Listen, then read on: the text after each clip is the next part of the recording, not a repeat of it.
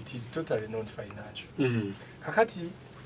manyi bwe mbanga njagala sente manyi okuzijja manyi yo n'ekyokukola nkimanyi era bwe naaba mbivuddemu sente njazikola nja kuddayo naye kati ndi mukola era nze ajja okusooka okukola handover ku level ya parliament ngambe munnange naali bazze balibanga okugamba bwe niba nkooye kumpangula naawe Honorable Mpale tuli coding program zino zibira bayire wano tasobola kuwangula enaku z'omwezi wa ziri 19 enja Easter 2025 muliga kasobola tasobola kumpangula tasobola kumpangula kwekaza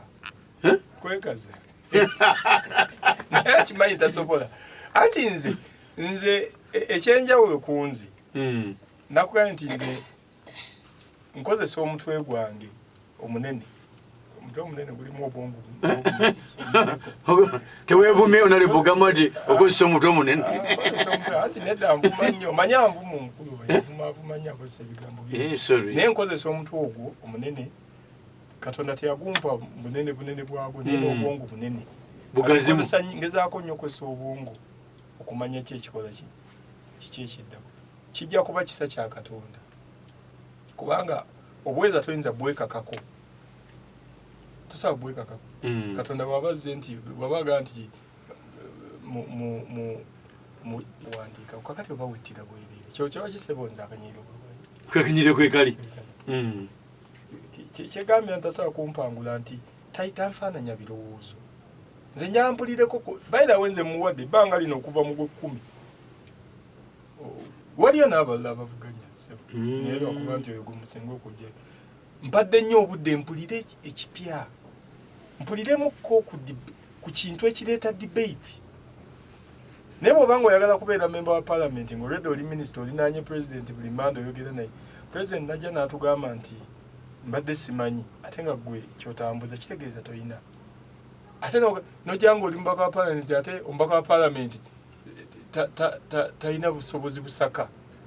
tomanyi kikolebwa kubanga budget ekolebwa mu parliament kakati ate omubaka wa parliament talina busobozi busaka kubanga gwe sooka ompa report nti nze bwe nali MP emyaka 10 gye namalako nasaka e Bulaaya nendeeta nenzimba amasomero nenkola ki nze nkugenda nti mu myaka ena nina mikwano gyange ba Australia bampadde amasomero 6 kati ndoboza buloboza wawe mbanteeka bampa amazzi nga tamanyi gye biri akeekanga buti ati mpalanyi yawambye ebimotoka bwe mba nina amaanyi agawamba ebimotoka nga byabalemerawo bwe mwagenda erwamba nga tebimotoka minisita teyatawawadde ebimotoka nga byalemerawo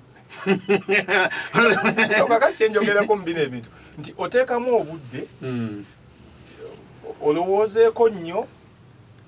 then ng'omaze okukola ki nga wekakasa nti olowoozeza kigenda kutambula so nze byendowooza naye ng'obuweereza mukama yatuwa ekisa n'atuwa omukisa ogw'okukolako obuweereza era obuweereza bwe tukola nze njagala obuweereza nga bulina impact ku bantu baffe Honorable tuyanze katudukeko obweru mu masimu atuwuliriza oli ku Impact FM radio Lwasama nyinza okuba nga ebintu process ekutuusa okukola delivery etandika etwala obudde bwe kiba nga ntandise ekintu mu mwaka okonvisinga katugambe nti okonvisinga omuntu katugambe okumpa ekkubo ekyokulabirako tekibeera awo nti sente ziri awo oba obweyamu oli agenda bukiririzaawo so ebintu ebimu bijja leeti naye nga tokirinako konti okuba sente sizizo bwe kiba nga zizo ng'ozijje mu nsawo yo noga nti sisabye buyambi muntu zijje mu nsawo awo omuntu asobola okunenya nti oba okoze mu kaseera akasembayo ensonga y'okukyukakyuka nze sinnakyukakyuka nakugambye nti singa mwami Mao yali yakola endagaano ne NRM nga sinnaba kujja mu byabufuzi oluusi sandibizeemu oba naalibizeemu nga nzize mu kifaananyi kirala mu budde obwo naye sigamba nti kubanga okukyukakyuka singa nvudde mu DP ne nga nti kati ngenze kuba nina option egamba nti olw'okuba sisobola kugumiikiriza kubeera mu ndagaano gyetali neyagalire tewali kibiina nandigaye nti oba kambiveemu kampumuza obuweereza bwange ndiddamu nga wateredde naye nga gye wali nti waliwo option ey'okugenda ewala wayinza okwagala okufaananya ebigendererwa wakiri kaŋŋendewa honorable nekiri nkusaba kiti nagambye webale kuweereza owaaye omubaka ayogere ku ttaka ayogera ki ku ttaka ly'ebinazi abakulu ku disitulikiti libanyaga kuteesa ekibuzo kirina ensonga endala ebadde ya buntu mwattu mbadde simanyi nti Teacher Francis yanyiiga bunyiizi Teacher Francis byayogedde bya buntu nga ye bakuba namulabako ku lukuŋŋaana olumu ng'alaga nti akyuse mwattu ebikyusa abantu buntuntu ng'alaga nti mumanyi ng'omuntu bakuba nti ayinza okuba alina bye yeetuumye byesimanyi naye nga wabanga yafuna accident oba oluusi nesigendayo kumulaba kiyinza okuba nga obudde mwe yafunira accident oba oluusi saaliwo okusobola kugendayo mulaba bw'aba yabbibwako essimu ate ekyo kinnyonnyolera ddala kubanga ate bwe baali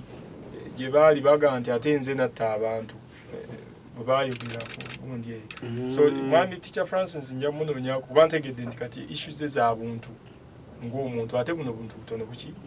buggwa okumwetondera oba okusobola kyokugira muwala wange ye namusabye ansonyiwe muwala wange nja munoonya muntu wange okugaa nti Honorable William Ndoli Museveni takola kyewunyiza kuba nze nali manyi ndabanga muganda wa president so kiba kizibu okulowooza nti takola naye ebyo byabufuzi byeyo waliwo omukulu wangambye nti ngambi gavumenti eyagala bintu bimanyibwe gavumenti entugipimira ku myaka 4 tetugipimira ku twandibaddewo myaka 4 kubanga bwe twagerageranya n'ensi endala bwe twali myaka 4 oba oluusi nawe tuli ate era sigambye nti gavumenti eno yokka naye nga gavumenti bweziti ezaagala okulemera mu buyinza zikola ebintu mu bugenderevu ebiziremeza mu buyinza asaasidde nnyo ekyokukyuka wanayogedde ku mwami Dick Richards nange ate ne mwami Dick Richards mukwano gwange era nja mukubira muwe ensonga zange ye ng'omuntu kuba ye mukwano gwange ate mumanyi musayi gwa Democratic Party naye okusoomooza kungi okusoomooza kubanga bibeera bibiri waliwo omuntu asooga nti naye oba nkireke bulesi waliwo ekintu kyotasobola kugumiikiriza nze omu ku babaka abagezezzaako nnyo ennyo ddala ku mutendera gwaffe ababaka mu kokasi ya Democratic Party okugezaako kulaba ntugonjoola ensonga etusoomooza mu kibiina tewali ya Democratic Party mu budde obwo era nga pressure erina weeri ate nga ne pressure si nuupu saani pressure yaliwo naye nakwata kadi ya kubanga tewaliwo bujulizi bumala kundaga nti kino abalala kiboogera kiki kyekyo so ekizibu kyange kiri nnyo nti saagala kugenda mu nteekateeka gye saayagala nti nze nagyeyagalira enteekateeka y'okunteeka mu ndagaano nkakasa si kituufu era abantu baffe abasinga obungi kintu ekyo kibaluma omwami Bukobogo agambye amasowaani gabayamba ng'omuntu afiiriddwa kale eyo ndowooza ye kyenkugambye nti abantu baffe bwe banafuwa batandika okutunuulira obuntu obutono ennyo nga feva gye bali kale ne batukkakkanya nnyo ne batukkakkanya nze gwe bandigaye tusakira essomero bansaba sowaani kubanga bakakkanyiziddwa nnyo ku ki naye simugaana kulaba kirungi mu ekyo ekiba kizze era sivumirira kubanga ndaba n'oli abakoze ekyo kyabalabye nti ekiri mu busobozi okukola si kigaana sebe Bukobogo omukulu ono ayinza okuba takimanyi ninayo ndowooza abantu abalina emwanyi zange amaka agasoba 50 amaka ku kyalo ky'Obukobogo banze nagabe emwanyi ku household level so abamu nga bw'omanyi babeera bayisaawo ensonga zaabwe mwami Madi Rwemodde Kasadi we Rwemodde kiri kyesiga maye geri mutabani wange gye yakampeiningira nnyo saidi eri yali akozeyo abawagizi bangi bambi kakati bamugoberera naye mwami Kasasa ffe tulowooza nti enkola bweti si entuufu baminisita basobola okujja situgaanye bwe bajja ne bagaa nti simanyi byagaye kuba saabigoberera nnyo nze nalinda kulaba ki ekivuddemu naye byagambye si nze nalabamu bino ebirala kubanga ebirala saabitegeera bwe babanga baawa abantu eggaali zaabwe pikipiki ezaali ziwambiddwa ku nnyanja ebintu byali biwambiddwa ku nnyanja ekyo kirungi naye kyali tekyetaagisa ate kulina baminisita kujja kubanga abantu bakitegeeza nti bwe wabanga erwemode baali bawamba pikipiki abakulembeze abaliyo abavunaanyizibwa ku byenvu bakitegeeza baali batakola mirimu gyabwe tekireeta minisita kuvuga amafuta kuva Kampala oba kuva gy'alina kubeera kujja kyotera kugamba nti ebintu mbibawadde nze ndowooza nti waliwo obunafu oba oluusi obw'obukulembeze abo basookebwako abalina obuvunaanyizibwa mu mbeera eyo mwami Majimbi Rakaayi nange nesimye okuwuliza mukulu waliwo omukulu ow'e Masaka ayogedde ku nsonga ow'omu Australia ayogedde ku nsonga y'ebibiina okuba nti tubikolerere okubisenvula nti ebibiina ebyo bibaleese yes ebibiina tubikolerera era tugezaako naye sitwagala kwegulumiza mu biki tugezaako kubanga n'ekibiina bwe kikuwa si buli kibiina bwe kiwa kaadi nti awangula bwe kikuwa kaadi ekisooka oba brandi yakyo oba ogyongedde ekyo kimu ekyokubiri etteeka eryayiswa liwa omukisa buli kibiina ekirina omubaka mu paalamenti okufuna sente mu mubaka omwo sente ezo bwe zijja ziyamba okuzimba structures wansi mu opposition eno gye tuli kizibu nnyo tobeera funded tewali akuteekamu nti akutaddemu sente naye ekibiina waliwo passive contributions nyingi then waliwo ne active contributions zetukola mu kugabana ebirowoozo byaffe eri abalala naye waliwo wekituuka nga ekintu ekizze kizito gy'oli okukikontaininga nga tokirinaako control kakati siina bwe ntandika kunnyonnyola muntu ndagaano ya NRM na president bawo siina bwe ntandika ginnyonnyola okitegeera ate saagala kubeera nga ndi pate ku yo kubanga singa nebuuzibwako sandikiriza ndagaano ndaba katulidde mutaka w'ejjokolera tusigaze jagabi mpozi ayogedde ku nsonga y'Essangobbe mbadde sinnagoberera nnyo mbali sinnalowooza nalaba nti baalanga abantu abaagala ettaka Essangobbe simanyi oba waliwo obuyaayi obukolebwawo naye nze ndowooza nti engeri gye baayita mu mitendera okubeera tract kitegeeza bwe baba baalanga omuntu n'asaba kakati awo process eyo ejja okubeera audited mu budde obutuufu esebo honorable enkya Mazuukira mukama waffe obubaka bwolekera abawuliriza okusingira ddala abantu bo njagala nnyo okulisa naddala abenzikiriza abakkiriza mu Kristo muli abakatoliki abakristaayo n'abalala abakkiriza mu Kristo njagala kubakulisa okuyita mu budde buno mwebale kusiiba nkakasa nti musiibidde eggwanga lyammwe ebitusoomooza mu ggwanga bingi kabadde kadde kakwebuulirira nnyo ku biki ebitwetoolodde n'okumanya ekizibu kyaffe wekiri twongere okwewonga eri Omukama atusaasire bwe tuba tulina ensobi bwe twasobya ate atujje mu kabiga ke tulimu ak'ebisoomoozo ebiyitiridde tusaba abakulembeze abalungi nga tugenda mu Easter nange nsaba Katonda atusaasire tujaguze bulungi amasanyu mangi agaliyo naye n'ebitusoomooza bingi tetwerabira kujjukira omulamwa gwa Ssaabasajja mukulu ekigendererwa ky'amazaalibwa ge okitunudde naddala ekiteekebwako ffe abasajja obulwadde bwa Mukenenya kikyali ekisoomoozo kinene ate obudde buno obuli emotional obututeeka mu mbeera ey'okusanyuka butera okuleeta ebizibu bingi abaana baffe abato abaana abawala embuto eziteeta ebintu amasanyu galeeta emotions ezo zireeta ebintu bingi so mbakubiriza tusanyuke bulungi ate twongere okukkiriza twekwase Katonda kubanga oba oluusi n'embeera gye tulimu Omukama yajja okutuyamba okutujja waawo nyongera okusiima radio yaffe ya Impact FM ate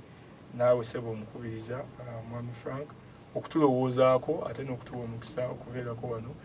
netukubaganyamuko ku birowoozo tunyumiza bunyumya kusinga tewabadde nnyo gundi kunyumyamu so ne management yennyini ya Pastor Joseph Serwadda ate ne programu eyo etambula ekisaawe kya mutwalo butali bwenkanya obwo bwe twogerako nti oli akuggyako ekintu kyo olw'okuba akusinzizza amaanyi so pastor yasazeewo nti ekyo kikolebwa era nange nkubiriza ffenna abawuliriza abasobola okukola contributions ku ekyo tukole contribution ku lw'obuweereza obulungi kubanga ffenna tuganyulwamu nga institution yaffe neetambula bulungi ogenda kusabira wekiro nalebo sitera kusaba kiro ate enkya naye nga enkya nja kusabira ku parish yange y'ematale ate nsabireko ne kusaba parish ekyangu ematale etandika ku ssaawa emu mu makya ate eya kusaba parish ssaawa 4 nja kusobola okusabira mu Ese nkwebaza okubaawo ennaku zino enkulu ababaka essimu bazijjako abaana beekweka nyane gwe mmanyi omu yagamba nti ali bweru afuna bujjanjabi kumbe yadduka balonzi nkwebaziza nnyo akadde kowaddeyo Impact FM ate nokkiriza nojja nebaza mama wange nayiti omuyambi olumu abayambi abo batulinyira etogendeyo bekumula bamu batutuma nti oyo wakasolo kati nojja ngaotidde musajja wattu nkutambuziza bubi onaleba ate nze mwattu ebyo sibibeerako kubanga mmanyi nti bwabo okuteekako ekkatala okukola ekintu mu butuufu bwakyo oba olina gwenvuganya oba gwenvuganya oba ki so buli omu professional manyi olina training oba mwabamu oli mulina training ebasobozesa okubalansinga engeri gyemukolamu so tekitukola ebbaluwa yaffe etuuse eyolunaku lwabamawulire njirabye nja kugitunulamu nsanyusa okumanya nti mwami Farish nange ndowoozaako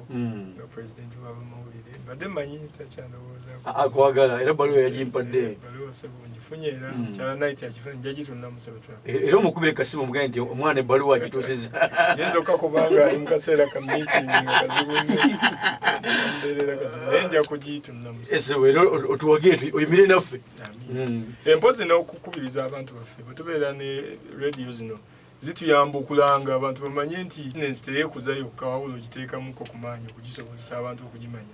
abantu bakoma kumanya omulimu gwo ate gye bakoma n'okujja kubanga